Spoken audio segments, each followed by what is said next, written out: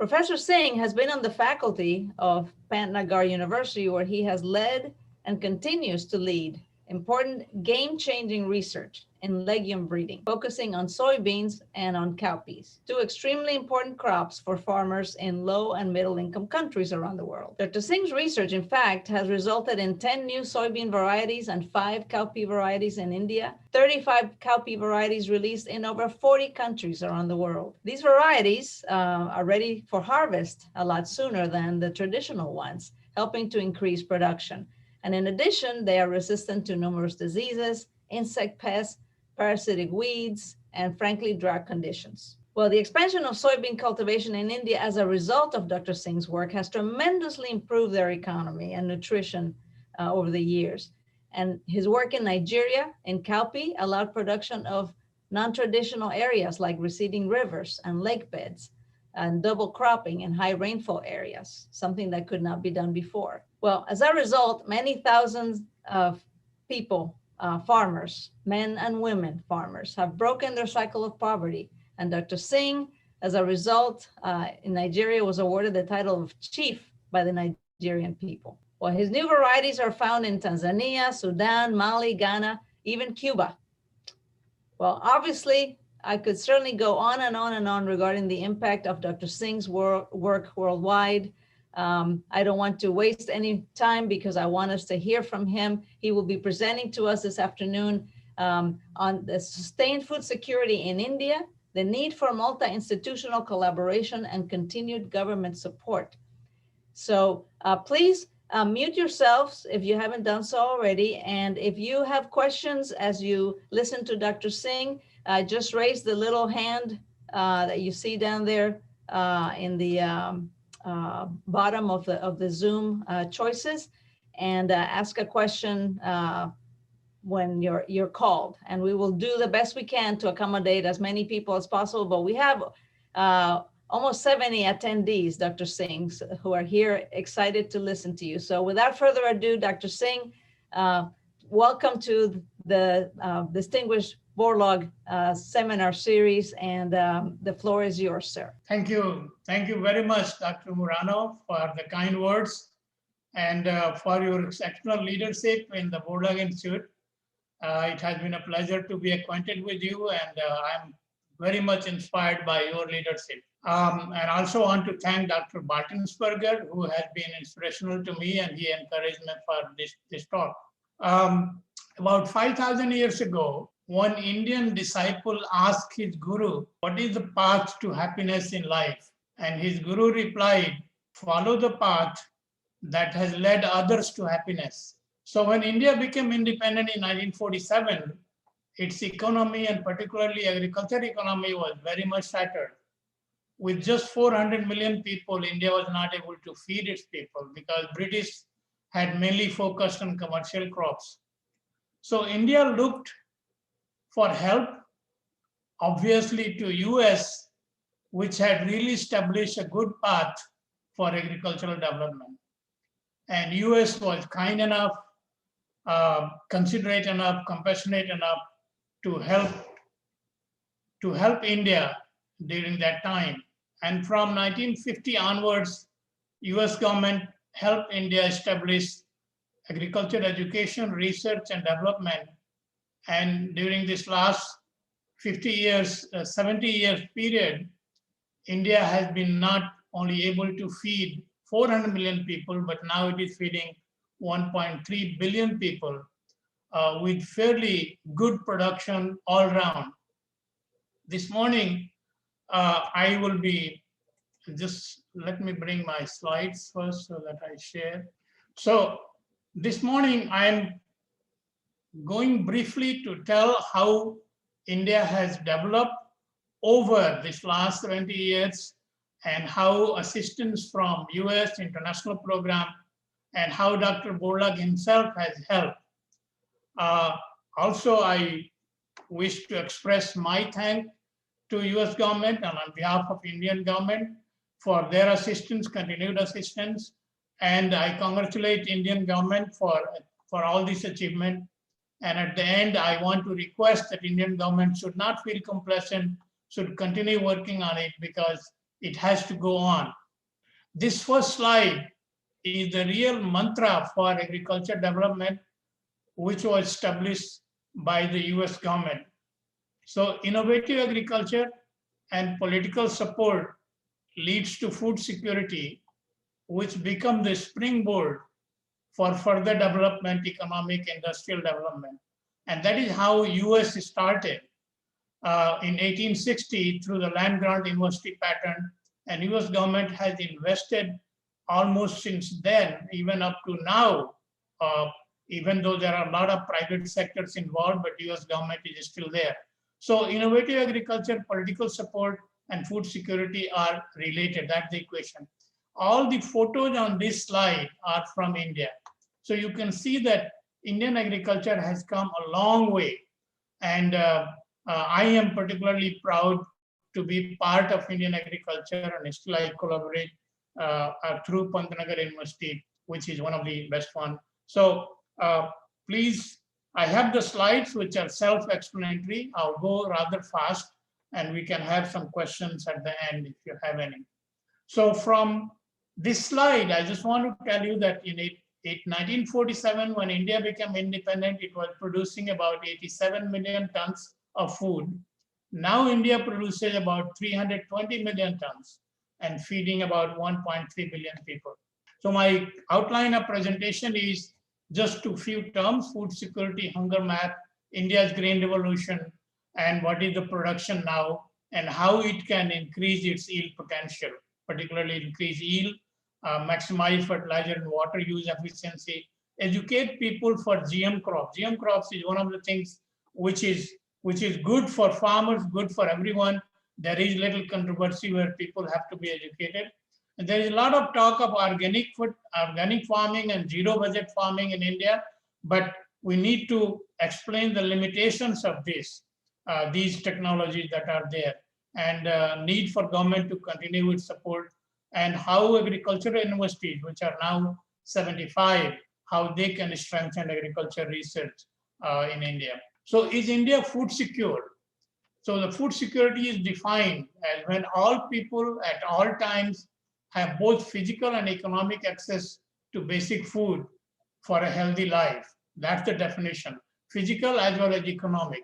So physical means total food production should be enough, and economic means people should have purchasing power to have the food. And sustainability means meeting the current food needs without compromising the needs of the future generation.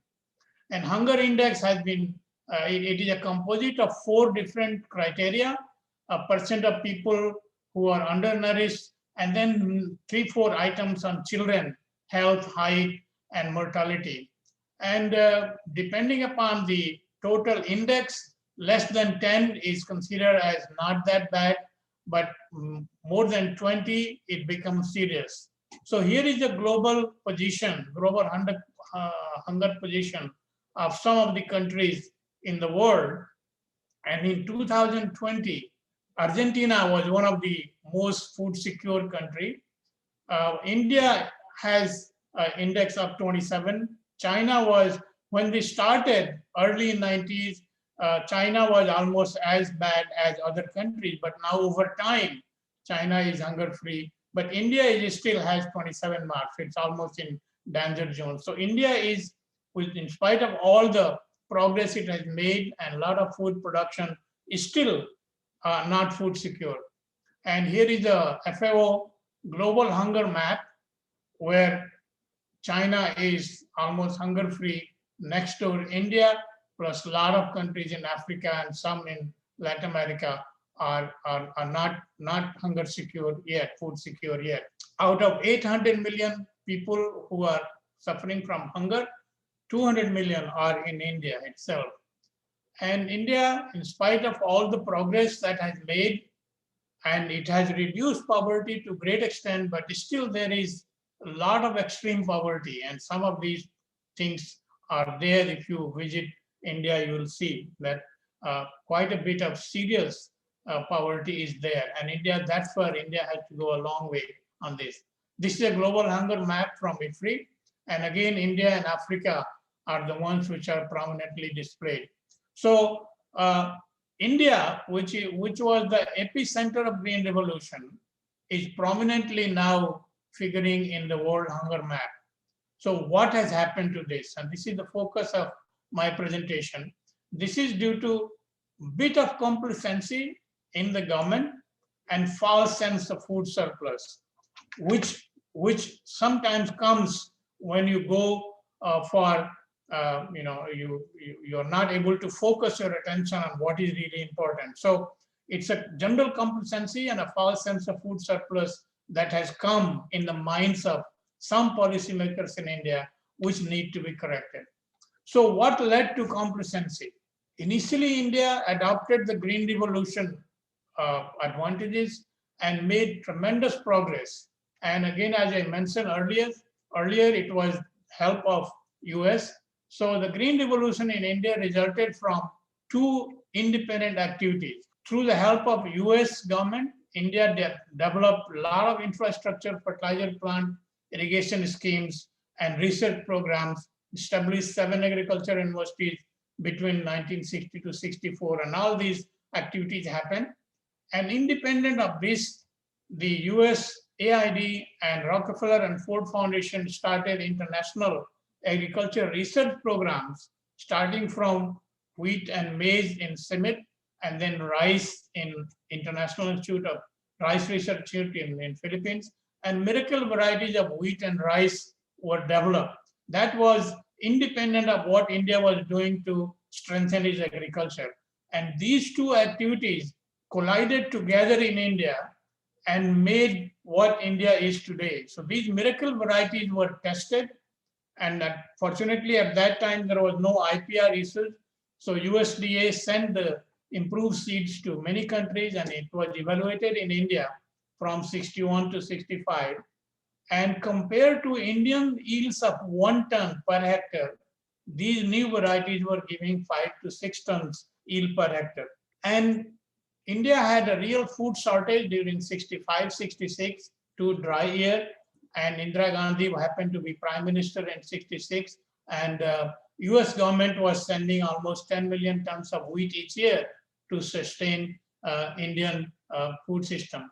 So along with that kind of thing, and when these new varieties came, Indira Gandhi took a decision to import 18,000 tons of improved seeds from Mexico, which were developed by Dr. Borlaug. And it was decided to have a 500,000 1-acre demonstration all over the country.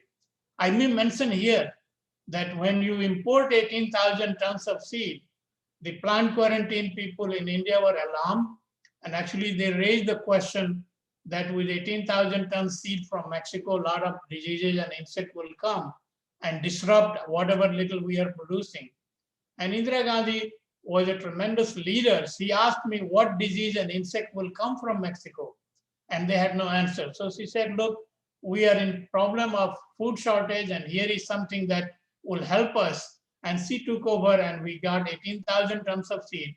And in 1967, 68, these were planted, and government organized to buy the seed and plow next year. And just within 2 years, in 1968, there was explosion of wheat production in India. And India issued a stamp with Indira Gandhi's photo. This is Wheat Revolution in India, 1968.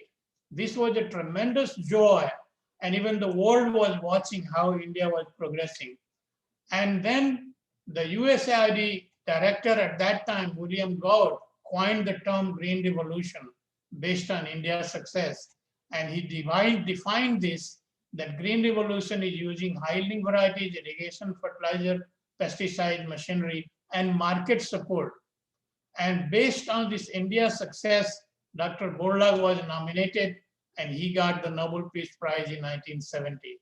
So that's the brief story of how the Green Revolution came. And Dr. Borlaug has been my mentor. I worked with him in Nigeria for almost 12 years, and I met him here in Texas.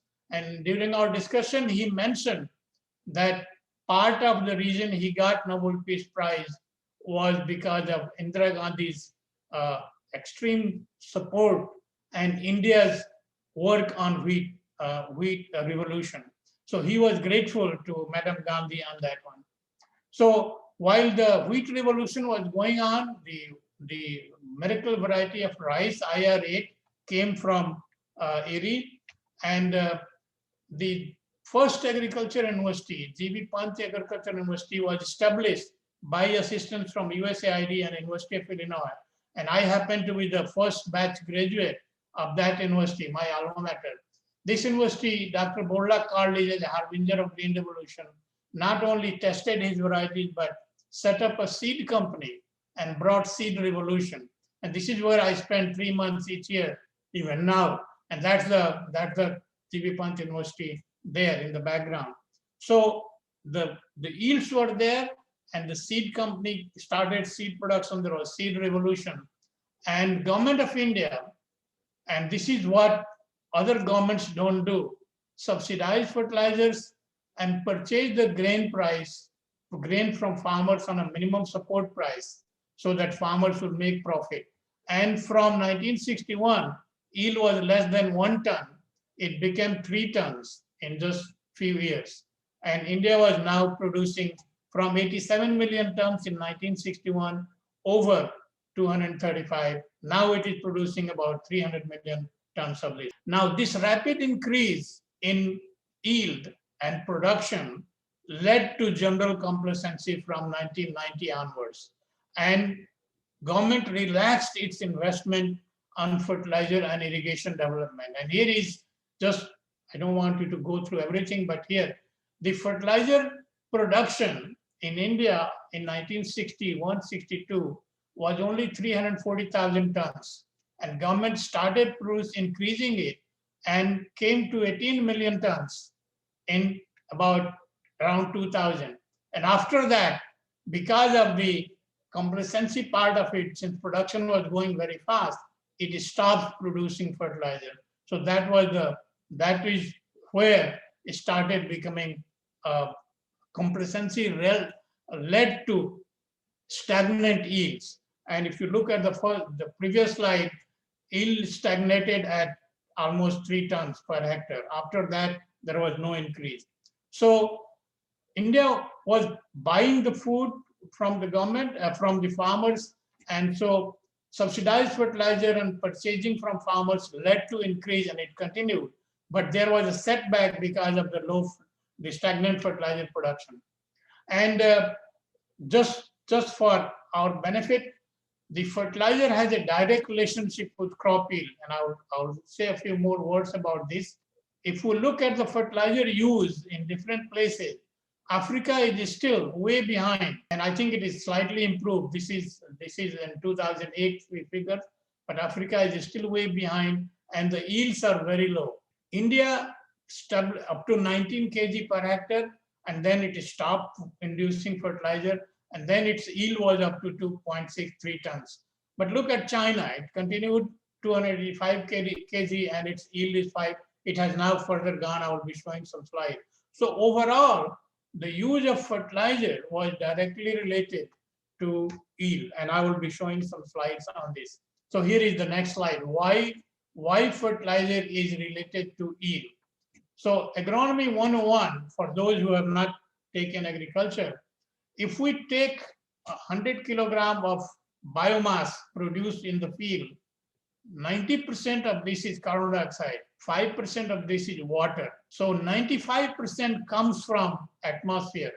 5% are the minerals, nitrogen, fertilizer, phosphorus, potash, sulfur, calcium, some 16 different elements is 5%. So this 5% is essential to drive this 95%. So 95% from air, 5% from the soil. In legumes, my crop, even 3% nitrogen comes from the air. So only 2% minerals have to go phosphorus. So if we have 1 ton yield, 50 kilogram nutrients are coming out of soil. If we have 2 tons, 100 kilogram nutrient is coming out of soil. We have 5 ton yield, 250 kilogram nutrient is coming out of the soil. So if we want to sustain our soil, we have to return back these nutrients. So that 5% of yield coming from the nutrients from the soil has to be replaced. So that's the direct relationship. And this is the actual data of wheat crop, 1 ton removes almost 70 kilograms of NPK. Paddy removes so much. So even more than 50, I have taken an average of 50. So 5 tons yield will require 250 kilograms of fertilizer. So is it possible to provide this for organic and zero budget farming, which is coming? It is not possible to do that. So this is just to summarize this, that if we want a 5-ton yield, we have to provide 250 kilograms per hectare of major fertilizers here. It is not possible to do this. One cow, a 400 kilogram cow, produces about 2 tons of manure per year. And we cannot have more than 1 cow per hectare to get the fodder, feed it, and so on. So when we talk about organic, it is possible to do some vegetable, fruits, and other things, but not for commercial crops, which are millions of hectares. And here is not only the nitrogen, but balanced fertilizer. So this is a slide from Pantnagar University, where there is a long-term experiment. And here is a balanced fertilizer, which started from 8 ton to almost 7 ton. But if you use only nitrogen, then it is almost ineffective after some time. So the fertilizer is not only nitrogen, but a balance of nitrogen, phosphorus, potash, and other minor elements. So the fertilizer has to be adequate and also balanced. So here is a field slide from Pantnagar. This is a rice field next door each other. It's a photo taken by me. So this is a balanced fertilizer of rice, and this is only nitrogen next door. Indian nitrogen is subsidized, but phosphorus and potash are subsidized. So farmers are using mostly nitrogen, and their soil is going down over the year as we go along. Here is a slide from wheat, a balanced fertilizer wheat, and only nitrogen wheat. So you can see this, if urea is subsidized and other fertilizers are not available, then you don't get much. So this is what is happening in many places, not only in India, but rest of the world where the balanced fertilizer is not available. This is a slide from Africa where these 2 farmers planted the maize. He did not get the fertilizer in time, and he got the fertilizer. You can see the difference for fertilizer. Now, sometimes we say fertilizers are bad for environment, but if we use them properly, staggered into the crop season, most of this will come out in the crop and will not run away with this. So management has come now to take care of it, but we have to have enough fertilizer to get the yield. And phosphorus is very important for legumes, particularly so here is a slide, field experiment, no phosphorus, this is a soybean crop, and 40 kilogram phosphorus. And you can see in the same field, even nodulation is not occurring in the low phosphorus. So if you have no phosphorus, it doesn't help any grow. And the weeds are a major problem when you have less growth and less fertilizer. So not only nitrogen, but phosphorus and potash are very important, and weed control is important. So here is a comparative study between India and China.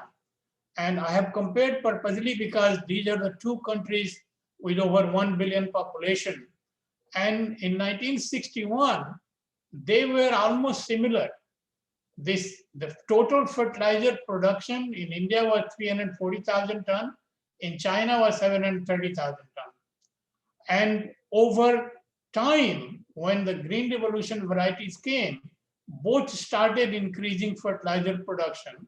So India, as I mentioned earlier, stopped around 17 million ton, average 90 kilogram per hectare. China continued on to 34 million tons, and its average was, because China's acreage is even less than India, 131 million, India is 160 million. And the cereal yields in 1961 for both China and India were about a ton. And as fertilizer use is increased, India became 3 ton, but China continued, and it is now 6 ton.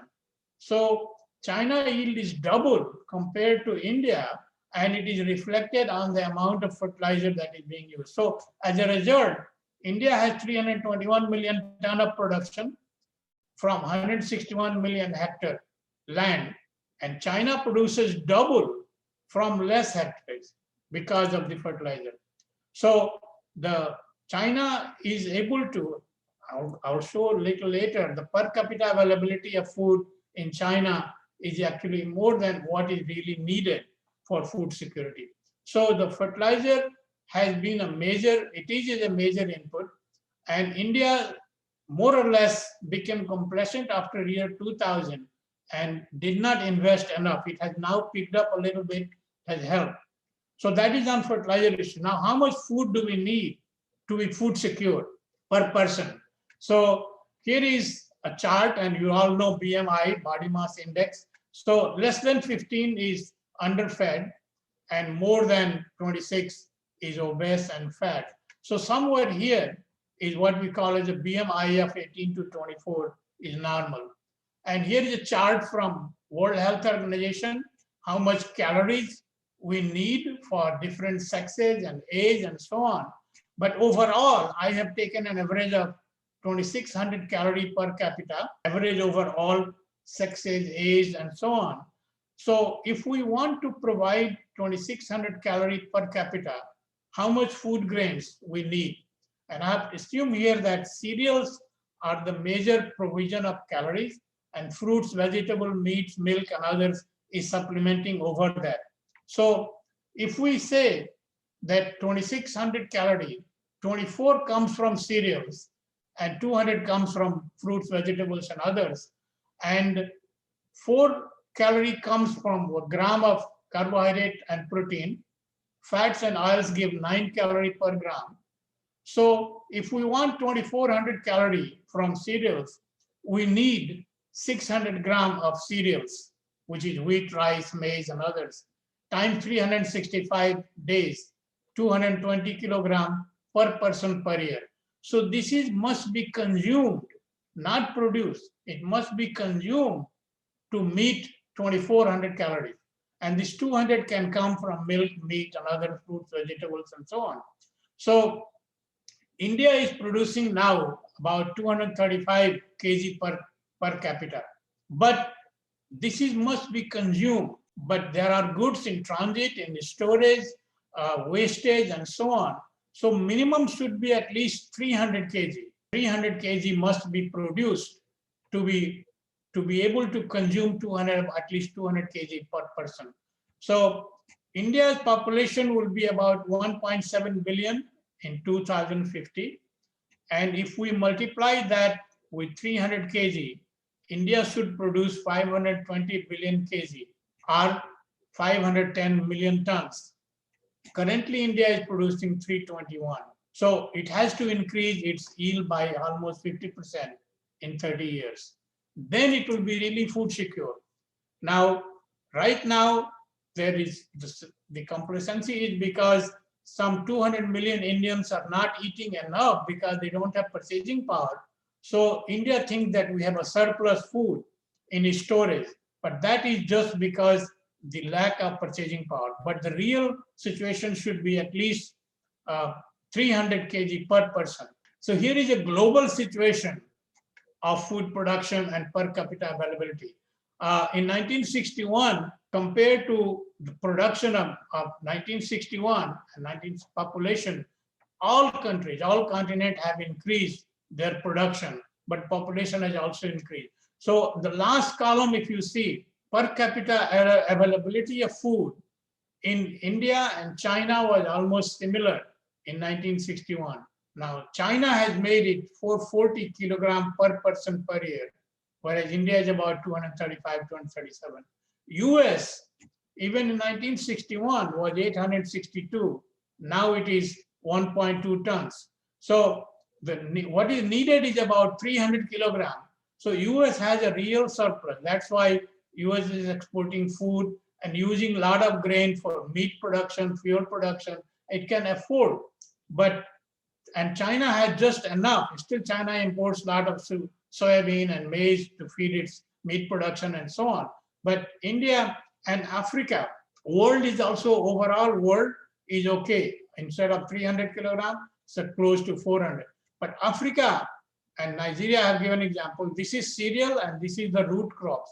So even put together, they are shortage. So the food insecure countries are India and most of Africa. So this is what needs to be understood, that we need to increase food production in India and also some of the South Asian countries and Africa. And it has to be through more production as we go along. So how can we do it? In India, I showed some slides earlier, the yield gap. Can we bridge the yield gap? Even the current technology, which is being demonstrated by the universities, by extension people. Though, so in India, the average of rice yield in the country is 4 ton. In demonstrations in the farmers field, 5.5 ton. In the variety trials, it is 7.5 ton. So how can we bridge this gap? And this is the reason. The farmers are using mainly nitrogen, not phosphorus and potash. So this yield is less than 4 ton. Now, if we can make a balanced fertilizer, same thing is for wheat. Current yield is 3 tons. Demonstration is 4.6 ton. In trials, it is 6 tons. So this can be bridged by fertilizer. Soybean, that was one contribution that me and my colleagues put in India, was zero production. Now it produces 12 million ton, but the yield is only 1 ton, whereas the demonstrations are 3.5 ton and world average is 3 ton. So India can produce a lot. Milk, India is producing the largest amount of milk in the world, but that is because we have largest number of cattle. But per cow average is only 6 kilogram per day, whereas some of the best breeds in India, world fed, are up to 25 and world average is 35.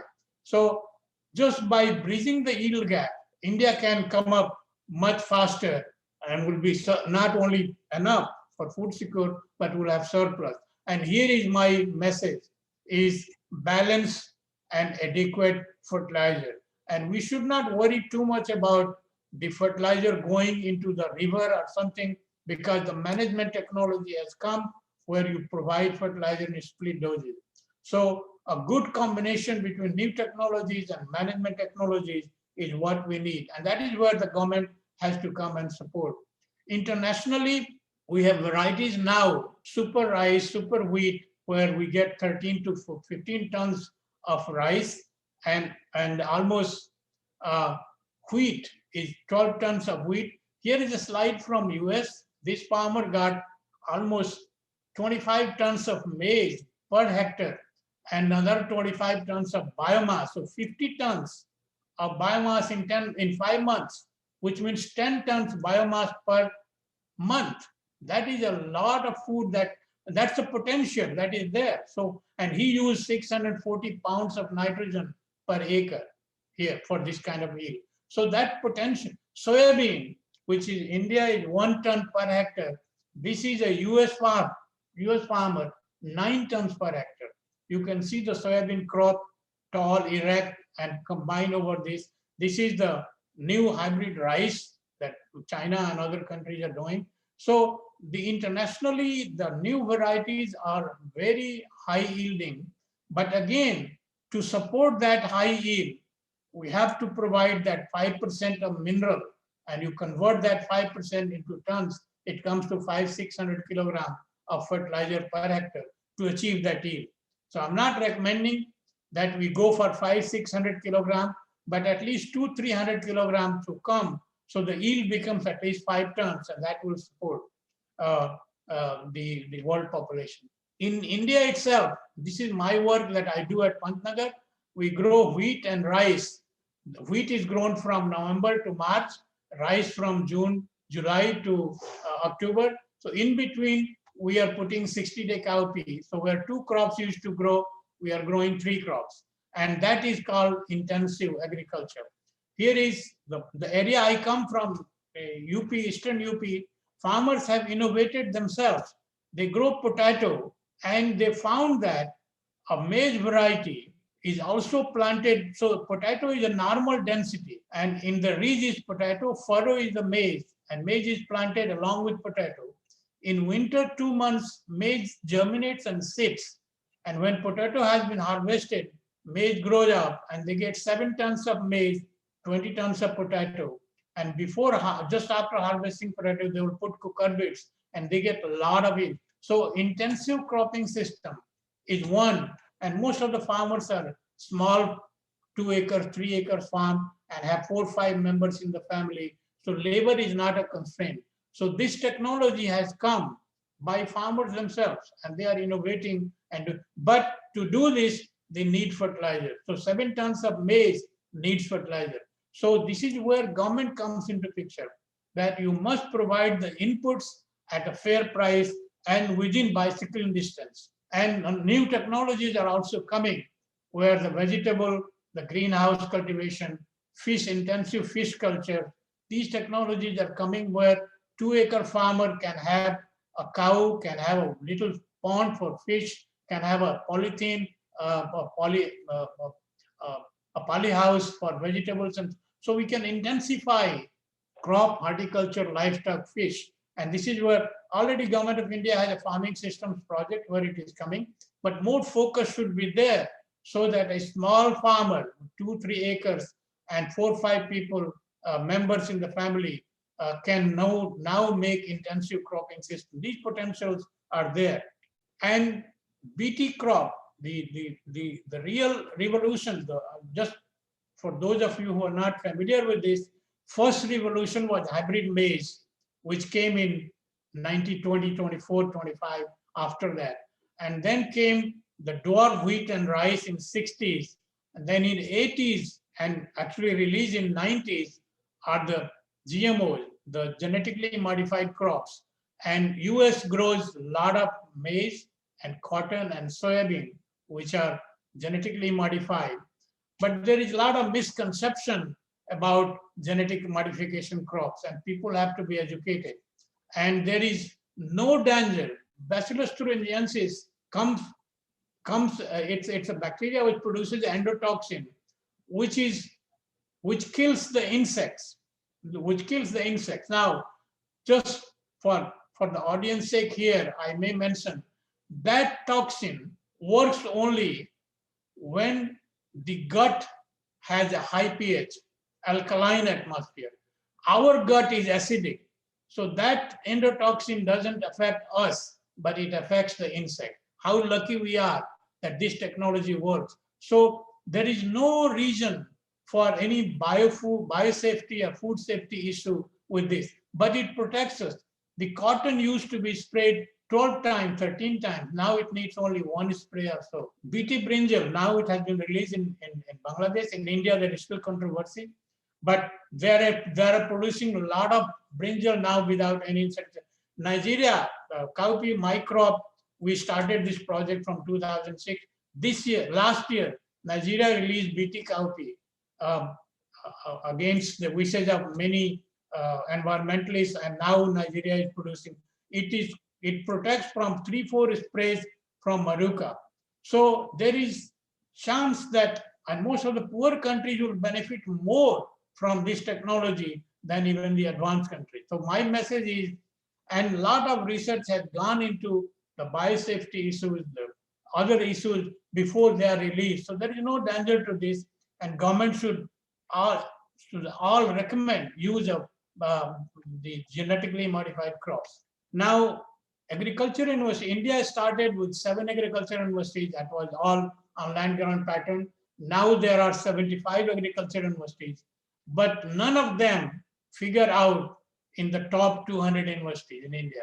So the top 10 agriculture universities in the world, this is top 10 agriculture universities in the world, are one in Holland, California, Davis, Massachusetts. China has China Agriculture University, Beijing, and Cornell University, Ithaca.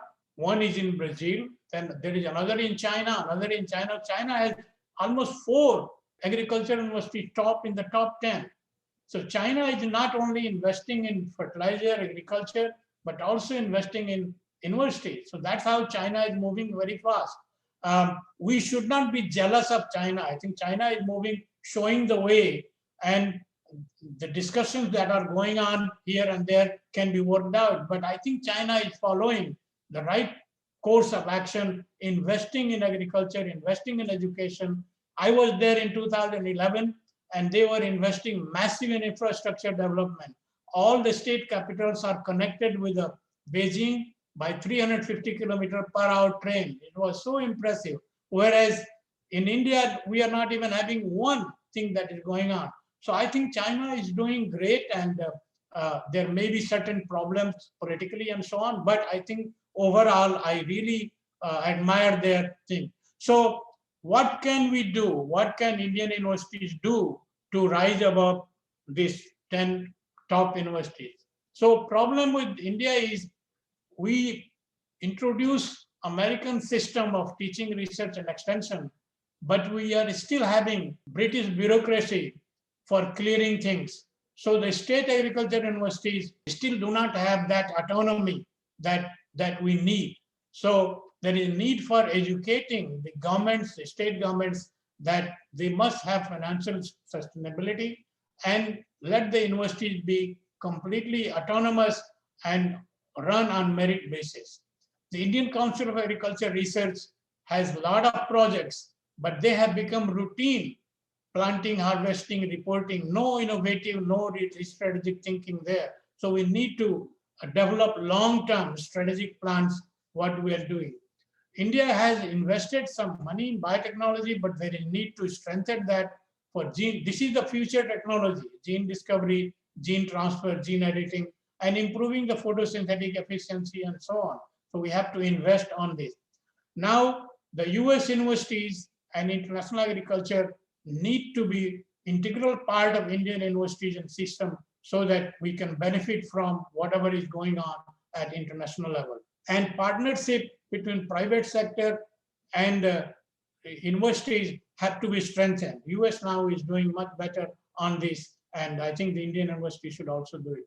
And there should be a state and university linkage for high impact extension technology.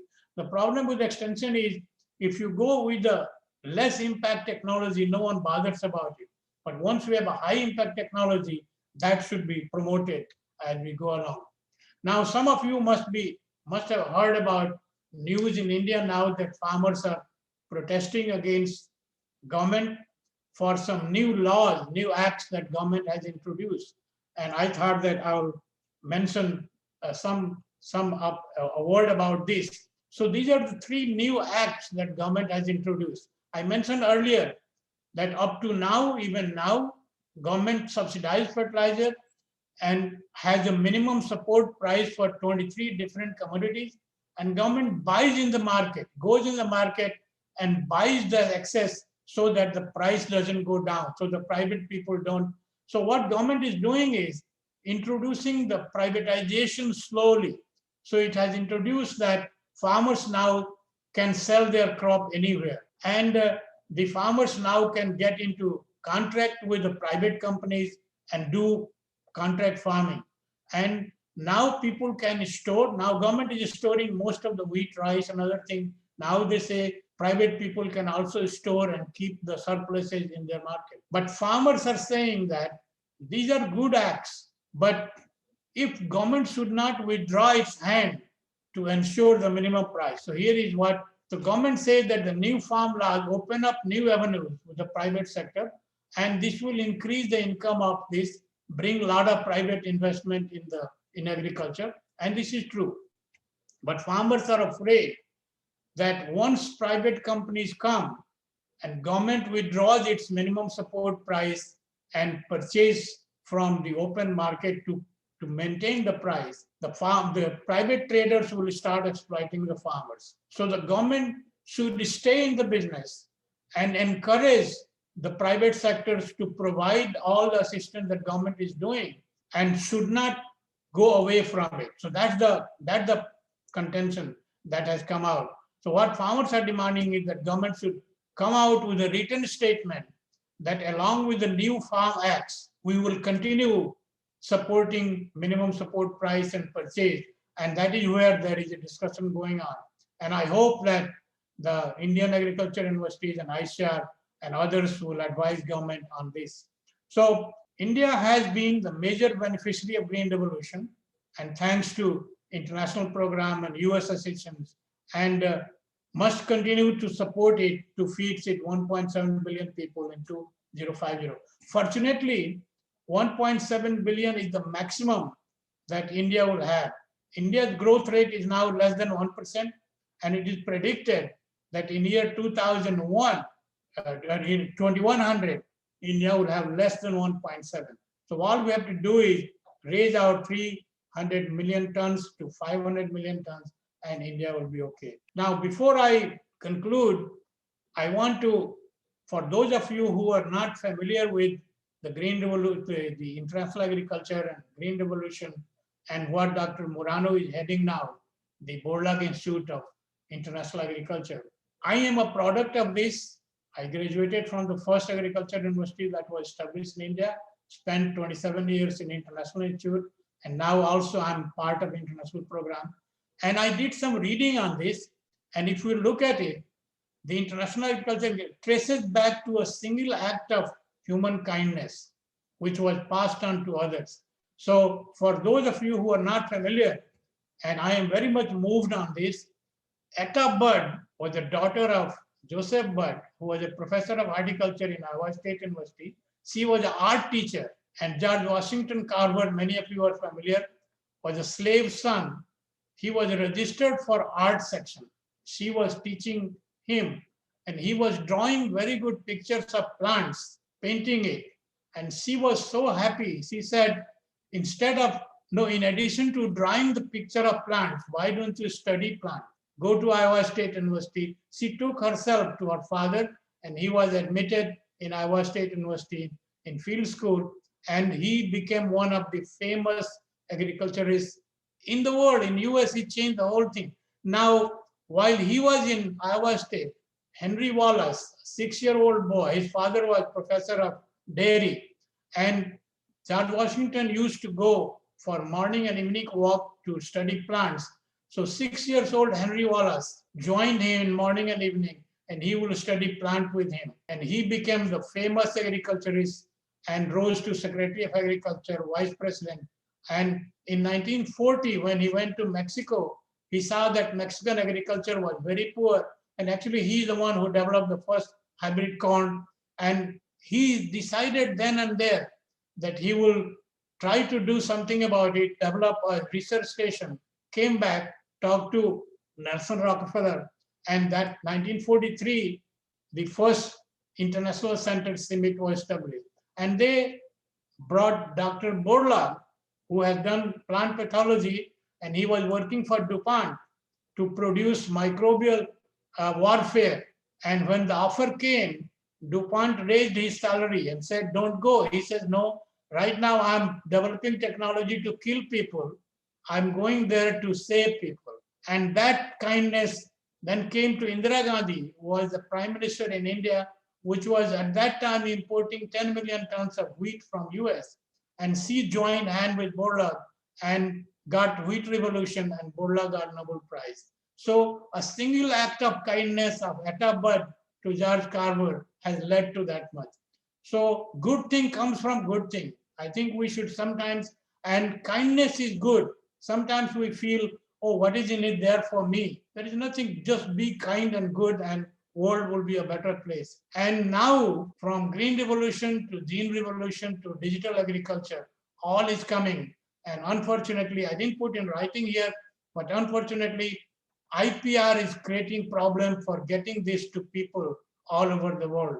So we should not have IPR for food crops. Let it be for commercial crop, but let there not be IPR for the food crop. So the plants are now in our hand. We can tell them what to do, and it is being done. But we should be sharing this technology willingly to all the humanity, and humanity will be a better place for years to come. And I think we are moving in that direction. World is much better than when I was a little baby or I was a child, and I hope it will go on. So thank you all for your kind attention, and I'm sincerely gratitude to Dr. Murano and Balticsberger for arranging this talk and their own personal commitment to carry forward international agriculture and Borlaug legacy in Tamil. Thank you all very much, and thank you, Dr. Morano and Martin Furger again. Um, and when I talk about green revolution agriculture, I am a product, my country has benefited, and the world has benefited. Thank you very much. Well, thank you so much, Dr. Singh. Fabulous presentation. Um, Lots to digest for sure.